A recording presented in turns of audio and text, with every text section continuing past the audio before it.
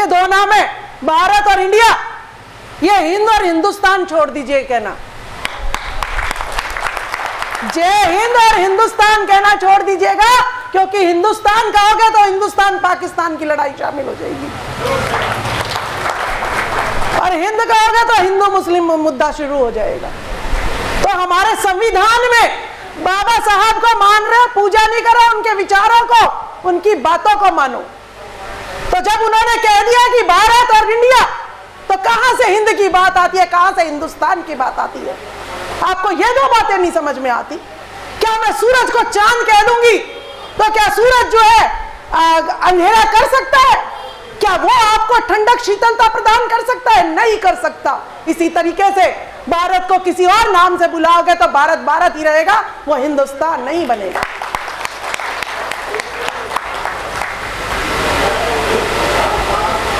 मैं औरतों को कहती हूं, इन लड़कियों को कहती हूं कि चलो खड़े हो और नीचे जमीन में बैठो, तुम्हारी औकात कुर्सियों पे बैठने की नहीं है। कैसा लगेगा तुम्हें? ये लड़की जो चुन्नी पहने बैठी है, उतारे चुन्नी, कोई अधिकार नहीं है तुम्हें वस्त्र पहनने का। कैसा लगेगा? और ये शूद्र समाज जो बैठा है, कुर्सियों पे बैठने के लिए नहीं है। तुम हांडी लगाओ गले में और पीछे झाड़ू लगाओ, और अगर मैं तुम्हारे सामने आती हूं तो मेरे सामने से हट जाओ। यही थे तुम लोग। आज बहुत तुम्हें जो है ना ऐशो आराम आ गया। ये लड़कियां पढ़ने को तैयार नहीं है, फैशन करने के लिए तैयार हैं। अरे ऐसा भी क्या फैशन करना जिसका मोल ना मिले? अगर फैशन करना है तो हीरोइन बनो, एक्टर बनो।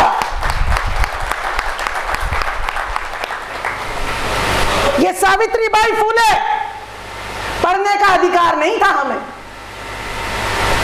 छोटी अवस्था में ही शादी कर देते थे, और वही झाड़ू पोछा बर्तन ये सब करना पड़ता था। लेकिन आज तो जो नए फैशन के बाल बनवा लो, टी शर्ट टॉप डलवा लो, इन चीजों को हम मान रहे हैं, हम तो मॉडर्न हो गए, आधुनिक हो गए। वही समय आ जाएगा 2024 के बाद, इन लड़कियों की शिक्षा बंद हो जाएगी, इन शूद्रों को दोबारा से कुर्सियों पे तो क्या अपने आजू बाजू फटकने नहीं दिया जाएगा। वही समय आ जाएगा, क्योंकि ये भूल गए हैं वो संघर्ष के दिन, इनका शोषण बंद हो गया है।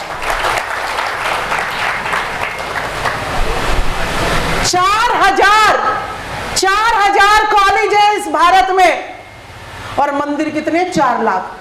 मंदिर कितने? 4 लाख। क्यों भाई? जब शादी करने जाते हो तब ये पूछते हो कि कितना मंदिरों में मत्था टेका तुम्हारी लड़की ने या लड़के ने? ये पूछते हो? नहीं पूछते तो मंदिरों में क्यों माथे पड़वा रहे हो? क्यों चंदा दे रहे हो? और क्यों भीख में भंडारा खाने जाते हो? मैं क्यों इतनी पीड़ा में हूं? मैं क्यों इतने गुस्से में हूं? मैं इसीलिए पीड़ा में हूं कि मैं अपने बाप की 6 बेटियां थी, मुझे पढ़ाया गया, मेरे पापा ने कहा सिर्फ बीएससी कराएंगे, कहते नहीं मैं साइंस नहीं दिला सकता, मैंने कहा मैं साइंस पढ़ूंगी।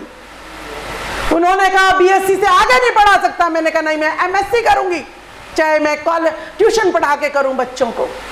मैं टीचर बनी सरकारी स्कूल में, लेकिन जिस केजरीवाल के हाथ में आप सोचो कि झाड़ू तो हमारी है, चलो केजरीवाल के पीछे, उसने ही मुझे सस्पेंड कर दिया, क्योंकि मैंने विरोध किया था कि 1 से लेकर 8वीं तक बच्चे चाहे पढ़े या ना पढ़े, इनको 9वीं में भेज दो। और माएँ भी राजी हो रही है, बाप भी राजी हो रहा है। हर साल हमारे बच्चे, हम तो ये भी नहीं कह रहे बेटा पढ़, और ये तो पास होके आ रहे हैं। और ये नहीं पता कि अगर आपकी नींव कमजोर होगी तो 9वीं में जाके सारे कंपार्टमेंट आएगी।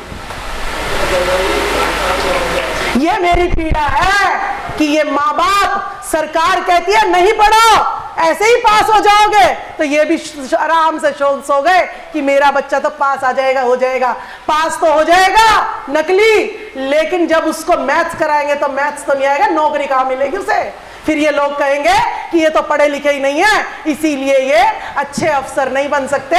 तो जो इनके बच्चे, जो मंदिर में पुजारी है, वो अपने बच्चों को विदेश में भेजता है पढ़ने के लिए, और फिर कहता है डॉक्टर लगेंगे तो हमारे लगेंगे, इंजीनियर लगेंगे तो हमारे लगेंगे, एसडीएम लगेंगे तो हमारे लगेंगे, पुलिस लगेंगे तो हमारे लगेंगे। तुम्हारे क्या लगेंगे? तुम्हारे लगेंगे भिखारी, मंदिरों के बाहर जो बैठे होंगे, ठीक है, भंडारे के बाहर जो बैठे होंगे, राशन कार्ड की लाइन में जो बैठे होंगे, और 5 किलो दाने के लिए जो बैठे होंगे, वो तुम्हारे होंगे। मेरी पीड़ा ये है।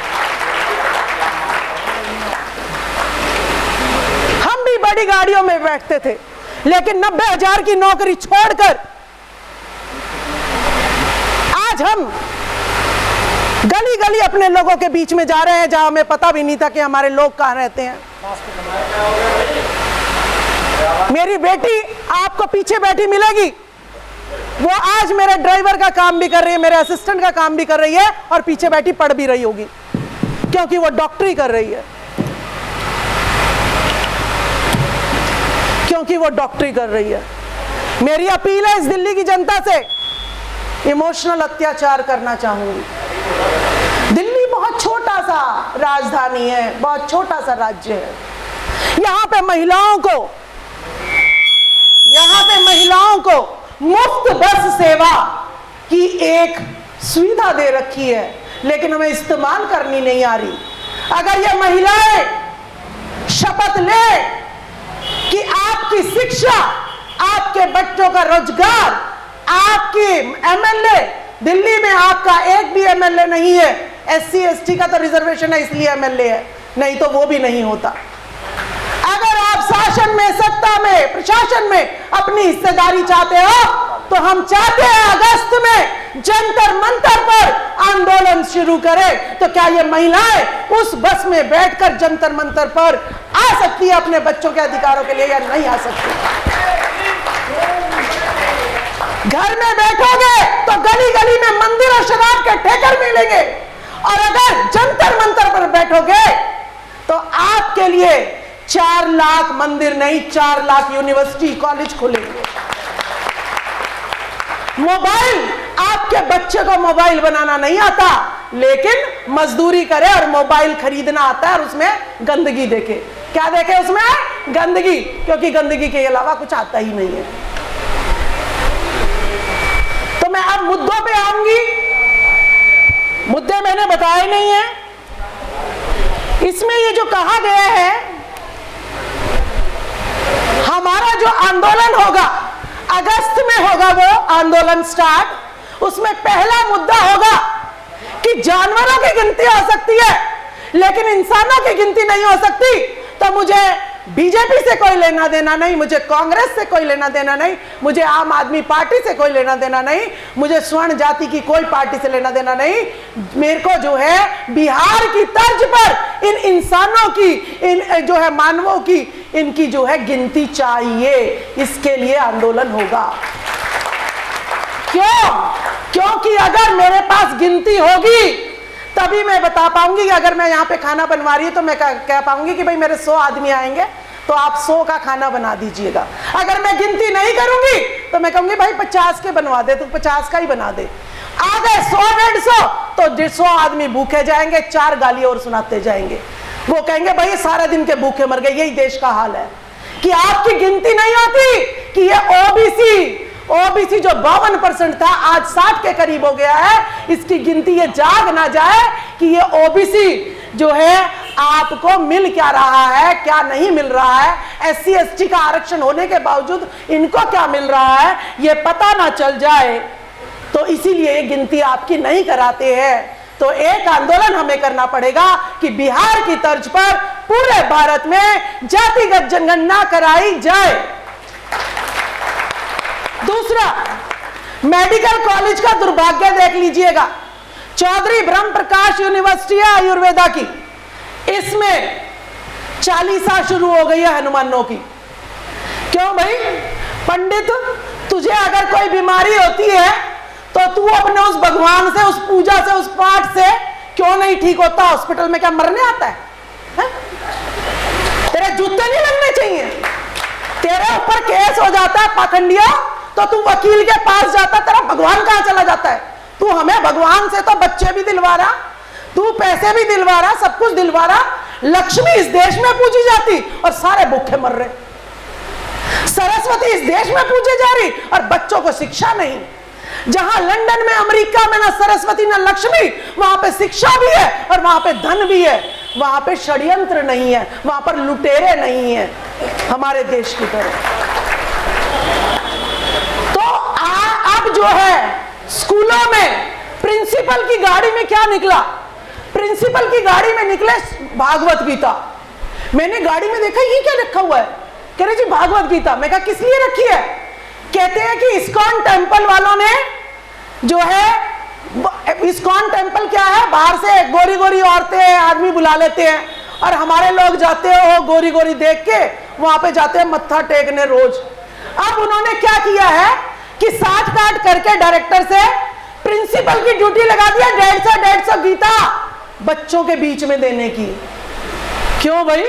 तुमने मोबाइल बनाना तो बच्चों को नहीं सिखाया, तुमने संविधान तो घरों में नहीं, स्कूलों में नहीं बंटवाया, तो ये भागवत गीता करके भी बंटवा के कौन से मंदिर में हमारी जो है ना हमें नौकरी दिलवाओगे? कोई मिल जाएगी पुजारी की नौकरी आपको है? फिर सरकारी स्कूलों में दिल्ली में जो कहते हैं हमने लंदन के से भी ऊंचे बना दिए, सरकारी स्कूलों में आप धीरे धीरे धर्म को, खाली किताबों को, बातों से पेट भर जाएगा, बातों से पेट भर जाएगा। जब डॉक्टर भी 40 पढ़ के पैदा होगा तो पुजारी और डॉक्टर में कोई अंतर नहीं रहेगा, डॉक्टर नहीं रहेगा कोई भी, मरना सड़ गल के, यूं ही बीमारियों में मर जाना। अब मैं बात करती हूं, थोड़ा सा डाटा पे आती हूं। हमारे सारे लोग बैठे हैं, थोड़ा सा बताना जरूरी समझूंगी। देखिए हरियाणा का डाटा है, लोहार समाज जो लोहे का काम करता है 0.3% नौकरियों में ए ग्रेड की अफसरशाही में, 0.3, 100 में से 0.3, यानी इतना सा। तो यार इतनी सी भी मत देते एक दो भी। और सारे जो हैं यहाँ पे मंडल कमीशन दिल्ली में सारे कहते हैं कि हमें मंडल नहीं चाहिए, हमें तो कमंडल चाहिए, हमें तो श्री राम चाहिए। अरे उस टाइम अगर मंडल कमीशन को अगर पूरा लागू करवा लेते तो आपका ये हाल नहीं होता, आप भी 100-200 गज की कोठियों में बैठे होते। लेकिन आपने उस टाइम भी श्री राम के नारे लगाए थे और आज भी श्री राम के नारे लगा रहे हैं। आपका गुर्जर समाज, उसका जो है 0.6%, 0.6। आपका वाल्मीकि समाज 1% अफसरशाही में, आपका मियो समाज 0.43, सुनार समाज 0.94, दानक समाज 1.11 अफसरशाही में। बहुत मिल गया है ना, बहुत मिल गया। अब तो बस मंदिर बनाने हैं, 4 लाख चंदा देने हैं, पर्ची कटवानी है, पाप लग जाएगा। हमारे तो कोई पाप ही नहीं लगता, हम श्री राम को गाली दे रहे, हमारे तो कोई पाप ही नहीं लगता।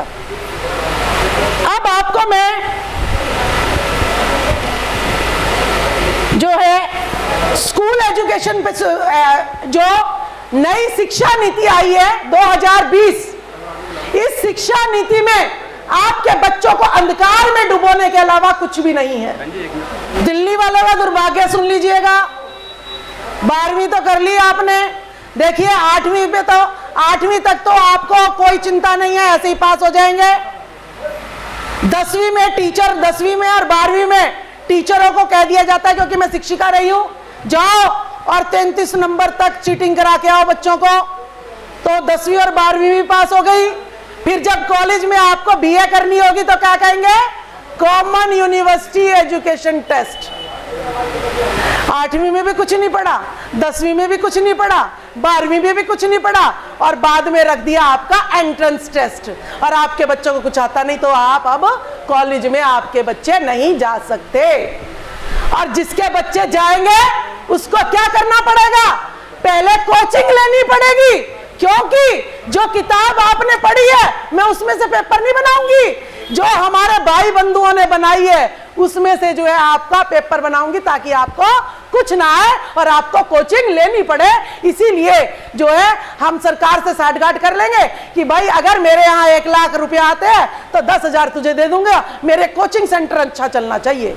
तो ये आपकी शिक्षा बिल्कुल खत्म कर दिया न्यू एजुकेशन पॉलिसी में। सोते रहना मतंगा, आंदोलन दिल्ली में करना आसान है, आप लोग तैयार रहिए, हम अगुवाई करने को तैयार है, अगर साथ चलने को तैयार है तो आप लोग कॉलेज में एडमिशन लेके दिखा देना बीए में। अगर मैं गरीब बाप की बेटी हूं, अगर फ्री एजुकेशन ना होती तो मैं एमएससी बीएड नहीं कर सकती थी, यूं बोल नहीं सकती थी आपके बीच में।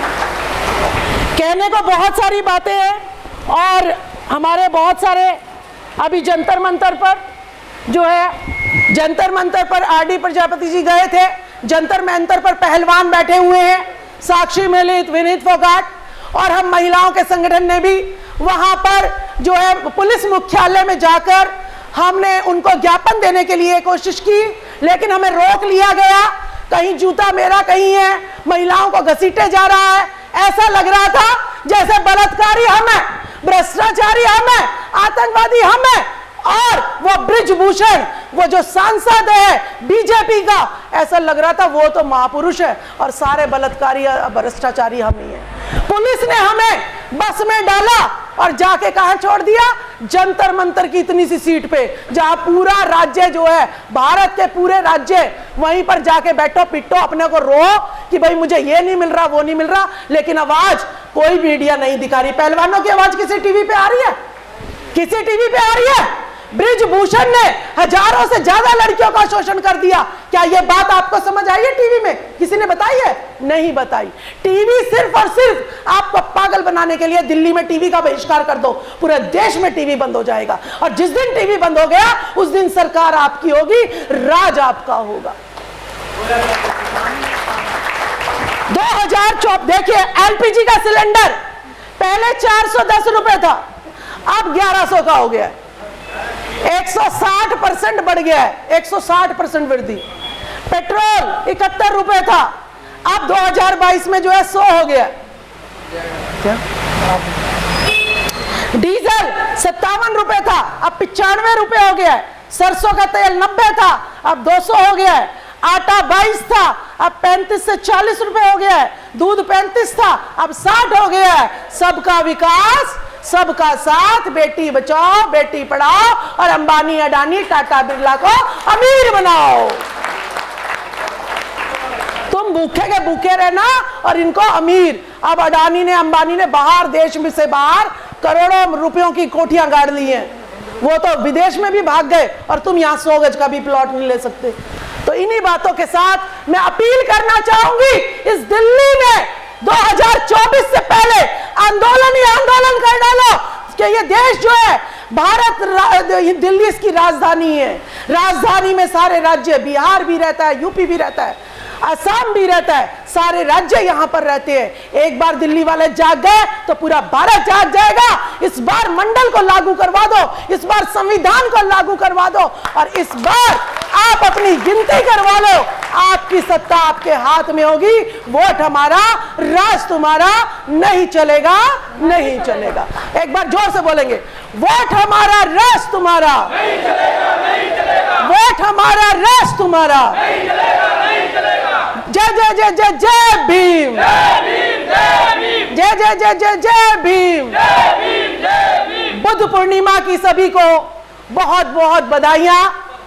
बुद्ध ना होते तो महिलाओं को सम्मान नहीं मिलता, क्योंकि उन्होंने ही कहा था कि पराई स्त्रियों के साथ व्यभिचार गलत काम है और आदमियों को नशा नहीं करना चाहिए। ठीक है, तो बाकी मंदिरों में जाने से अब कौन रुकेगा? कौन सी महिला हाथ करेगी कि मैं मंदिर नहीं जाऊंगी? और मैं सामाजिक मीटिंगों और राजनीतिक मीटिंगों में ही जाऊंगी। यह शपथ अगर कोई महिला ले सकती है तो हाथ खड़ा करिए। जंतर मंतर पे चलेंगे आंदोलन करने? बहुत बढ़िया, धन्यवाद।